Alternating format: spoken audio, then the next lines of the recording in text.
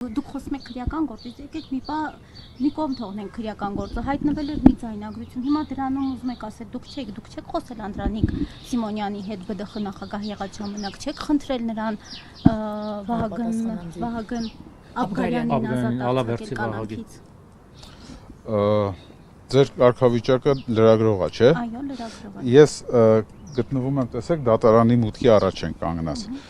Ես չպետք է ապացուցեմ իմ անմեղությունը։ Դատախազությունը, դատարանը պետք է ապացուցեն, որ դա ես եմ խոսացել։ Բայց ես որպես լրագրող իրավունք ունեմ ձեզ այդ հարցը տալու։ Ես իրավունք ունեմ հղում անել իմ պաշտպանական թիմի դիրքորոշմանը, որ այդ հարցին չպատասխանել եւ թողնել որպիսի իրավապահ մարմինները, այսինքն հատուկ քննչական ծառայությունը, դատախազությունը, այնուհետ դատարանը դրա վերաբերյալ ապացույց ձեռք բերեն, եթե կարող են։ Ավելին ասեմ, այդ նույնիսկ եթե այդ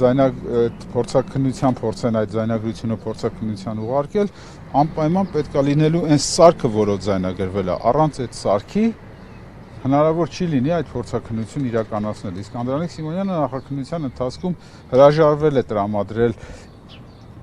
այն սարքը ըստ իր ցուցմունքների, որով ինքը ձայնագրել է։ Դա օրինական է եղել, եթե տրամադրի նաև այստեղ ձայնագրության որպես ապացույց օրինական ապացույց լինելու հարցն է, չէ՞ քննարկվելու։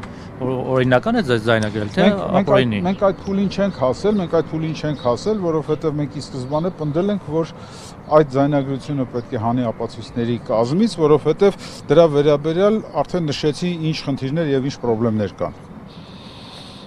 Փաստաբանական թիմի հետ կխորհրդակցենք եւ կտեսնենք, եթե ապացուցվի, որ դա այդ ձայնագրությունը իրական է եւ այդ ձայնագրության մեջ խոսացել ենք ես եւ Անդրանիկ Սիմոնյանը, ապա